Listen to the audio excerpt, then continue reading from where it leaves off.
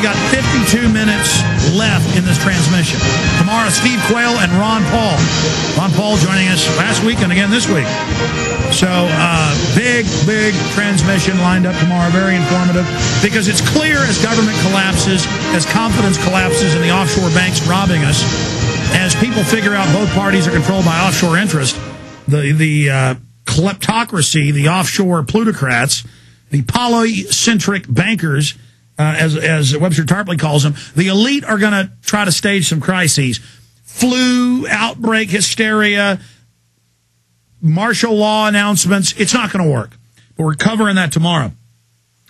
Webster also has some breaking news on what's happening in Saudi Arabia. And, you know, have you ever seen the movie Starship Troopers? Webster Tarpley is kind of like our brain bug. I'm just teasing Tarpley. No, I mean, he's just such a smart guy, has so many great answers to so many things. So we're going to be talking to Webster here in just one moment. But I want to go to Ted Anderson first for about 2 minutes, quickly, because gold is up another $8+ today, $8 and change. Ted is at the very end, and when this is gone, it's gone. But he happened to buy when it dipped, of gold at the 910, 911 level. He bought silver when it was over $1 under what it is now, and he's passing those savings on to you. The brokers are there right now. Get out of gold. I mean, get out of the dollar. Get out of all these things. Get into gold. Get into silver, ladies and gentlemen. The Chinese are starting to get out of the treasury notes. I believe in getting into gold and into silver and getting out of these other paper currencies. That is what I believe in, and you cannot beat these deals that we're looking at. And Ted, how important is it that we see the Chinese last week and this week not buying U.S. treasuries when they were dumped on the market? Well, Alex, we all know that the long-term trend here is that the Chinese and not everybody else in the world is going to get away from the U.S. treasuries, because the United States dollar is no longer going to be traded as the world reserve currency. And since that's happening, and since every nation in the world has pretty much looked at doing something different, the U.S. treasuries are going to get sold and the value of the dollar is going to go down. That means that all this money that they're sitting on is coming back home here and competing with the money that we've earned. And again, another assault on the value of the U.S. dollar. That's all that it is. And you're right, gold is up $8 today. I'm still holding the prices at the same level when gold was at 911, which that puts the British sovereign at 266. It puts the franc at 216. And for those of you who listened to the show yesterday or even last week, you know that that's the price that it was back down there at that 913 level. I don't know how I can make it easier for you to buy gold. Same thing with the silver. Now the Lakotas have gone up a bit, and they're at 1974, but I'm still sitting here with these walking liberties at 869. That is exactly the same price when silver was down there at that $11.58 or whatever it was back when it hit that bottom. I just can't remember exactly where. So obviously with silver now on the $14 level, close to $15 an ounce, $14.79 for a high today. That's a wonderful buy, and I can't urge you enough to take a look at gold and silver. The long-term trend is that the dollar is going to be losing value, and things with commodities of real value like gold and silver will go up. Ted, again, I'm about to go to Webster Tarpley, kind of our omnibudsman of research. But again, this really is a smoking awesome deal. If I had money right now, I would be buying gold. I am going to buy some silver of those walking liberties. How long until you run out of those? Well, I'm looking at a supply of about 50 bags, which is $1,000 face value per bag, which comes to 100,000 coins.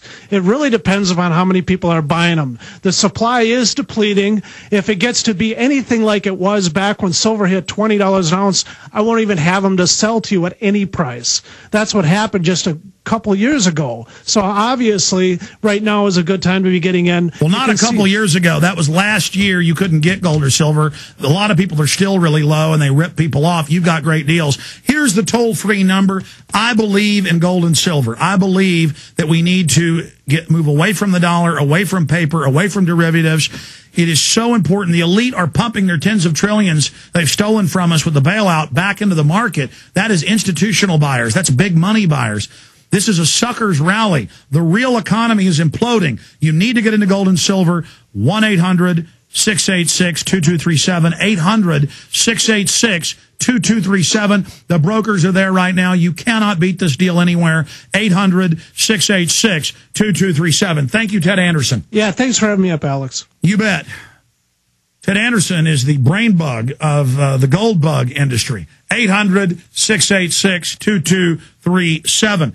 Now, let me just, before we get into Saudi Arabia and then eugenics, because that's the main reason I have Webster here in the limited time, I want to ask Webster separately. We're hearing a lot of propaganda about the economy. You're an economist, author, historian, who's really proven that you're a great political and economic mind out there. I really respect you, and I don't say that for many guests. Folks know I'm really singling somebody out that I really have come to admire even more than I did a few years ago with his foresight and research.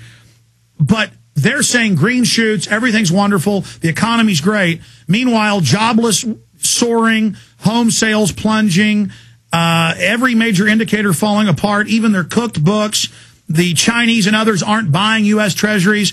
They're slowing down their purchase. The globalists are monetizing debt.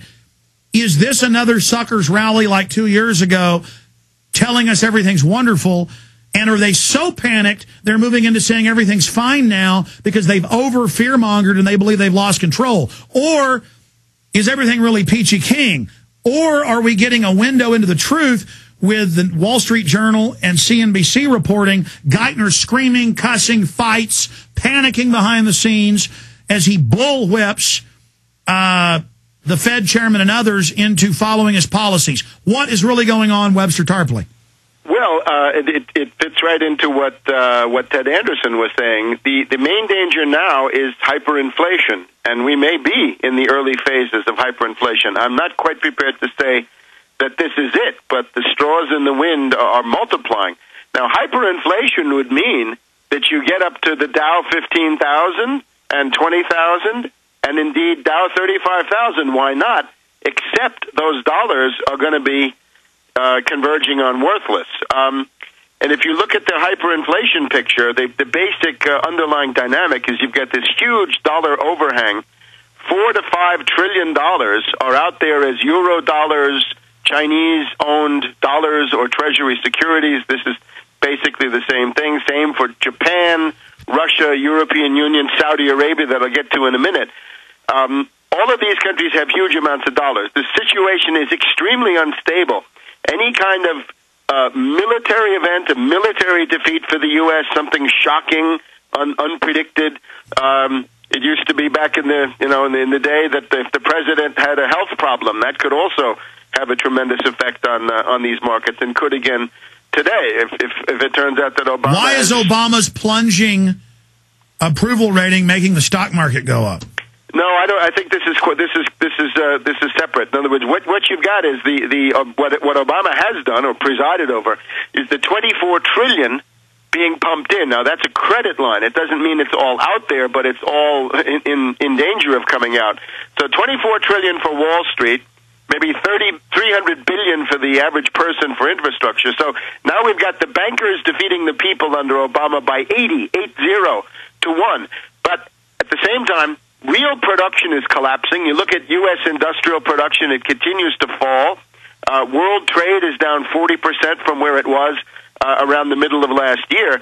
So this means now that you've got fewer and fewer goods, fewer and fewer commodities being chased by this huge tidal wave of money. Now that's gone into the stock market. Look, the stock market has gone way up. The S&P went over 1,000 yesterday. The NASDAQ is over 2,000. But at the same time, the hyperinflation indicators look bad, right? The dollar is now 144 against the euro. The dollar has had some really bad days on the euro. As Ted was saying, treasuries had a very bad day yesterday. So it means the prices are falling on these treasuries, meaning the interest rates are going up. You got oil at 71, gold up 8, as he says. Commodities generally beginning to tick up. So this could very well be the early phase of a hyperinflationary bubble. So okay, well, why are they fighting? Because Geithner reportedly screaming at them, cussing, saying, you've got to get behind me and the president's policies, and then they're saying, look out for inflation. So is that what the internal fight is over, or what's your intel on that, Webster? I think this is just a quarrel among thieves. In other words, there are all kinds of frictions there. There is the question of the regulatory role of the Federal Reserve, believe it or not, where Bernanke does not want to do certain things that Geithner wants him to do. The egos get involved. I don't think this is a huge matter, but the Federal Reserve has actually come under heavy attack for the strong-arming of Bank of America on the absorption of Merrill Lynch and a few other issues. So there's a lot of bad blood against the Fed in Congress on these sort of secondary issues. Of course, that can then be parlayed into the nationalization of the Fed, which is what I would recommend. So you've also got to remember that Geithner is an unstable little thug, right? He's a foul-mouthed character, right? He's the from Wall the Street Rahm Emanuel Journal. School.